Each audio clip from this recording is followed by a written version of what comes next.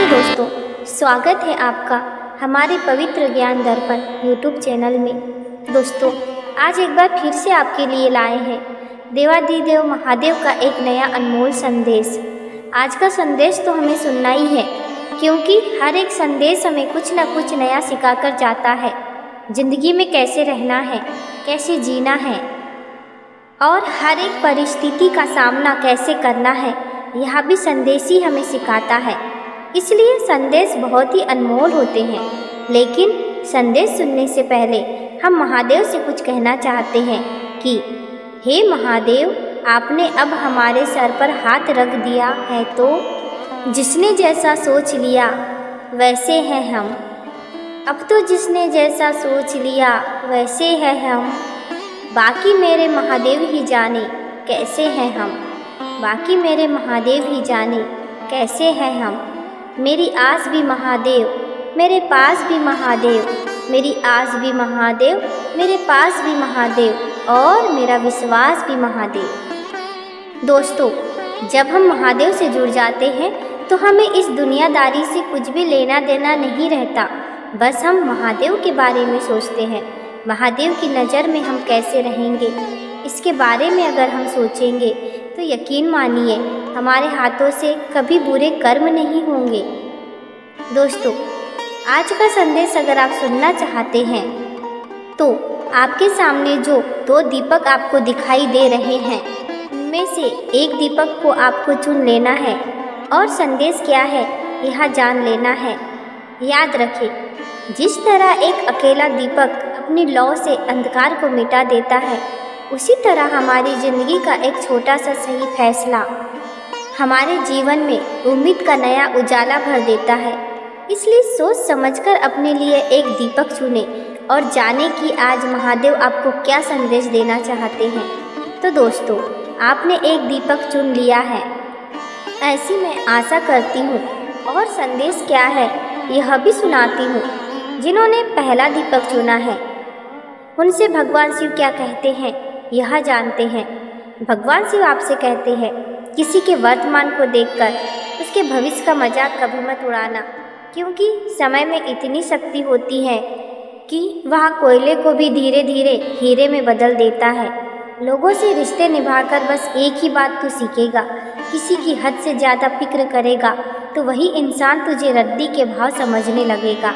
अरे, मैदान में हारा हुआ इंसान फिर भी जीत सकता है, लेकिन मन से हारा हुआ इंसान कभी जीत नहीं सकता।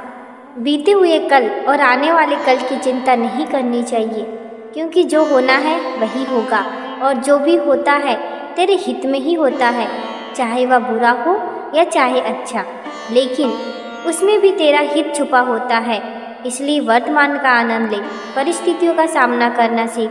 परिस्थितियाँ जब भी तुझे मुश्किलों में डाल देगी तो तेरा या शिव तेरे लिए एक नया रास्ता खोल देगा। जिस व्यक्ति की सोच और नीयत अच्छी होती है, मैं ऐसे भक्त की मदद अवश्य करता हूँ। उसकी मदद के लिए मैं किसी न किसी रूप में ज़रूर आता हूँ। मैं सब देखता हूँ, तेरी प्रार्थना देखता हूँ, तेरा संघर्ष देखता हूँ, तेरी तकलीफ़ें देखता हूँ, तेरा संयम देखता हूँ और तेरा कर्म भी देखता हूँ। इसलिए कर्म सदा ही अच्छे करना। मुझे बुलाने के लिए यहाँ वहाँ जाने की ज़रूरत नहीं।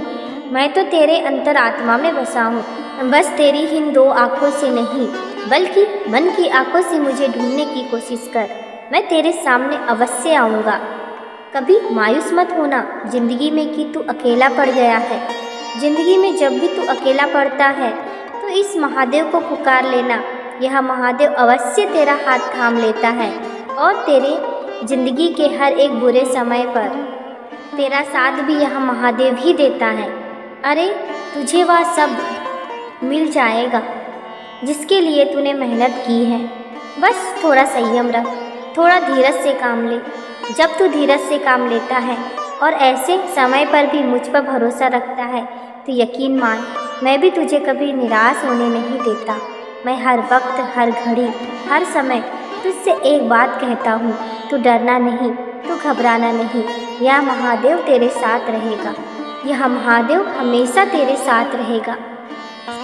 दोस्तों, अभी जिन्होंने दूसरा दीपक चुना है उनसे भगवान शिव क्या कहते हैं यह जानते हैं। भगवान शिव आपसे कहते हैं, अरे बुरा समय कभी भी पूरी तरह से बुरा नहीं होता। बुरे समय में ही तुझे अच्छे और बुरे की पहचान होती है। बुरे समय में ही 4 चीज़ें परखी जाती हैं, धैर्य, मित्र, पत्नी और धर्म। अंतरात्मा को कुछ गलत लगे तो उस पर विचार अवश्य करना, क्योंकि वह अंतरात्मा ही है जो तेरी वास्तविकता भली भांति जानती है। तेरी अंतरात्मा अगर तुझे कुछ कहती है तो अंतरात्मा की बातें अवश्य सुनना, क्योंकि अंतरात्मा की आवाज़ साक्षात परमात्मा की आवाज़ होती है। और बुरे समय को भी कभी कोसना मत।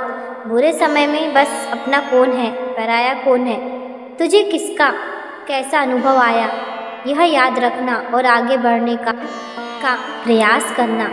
अच्छे और सच्चे रिश्ते नाते खरीदे जा सकते हैं, ना ही उधार लिए जाते हैं। अरे अच्छे और सच्चे रिश्ते ना तो खरीदे जा सकते हैं, ना ही उधार लिए जाते हैं।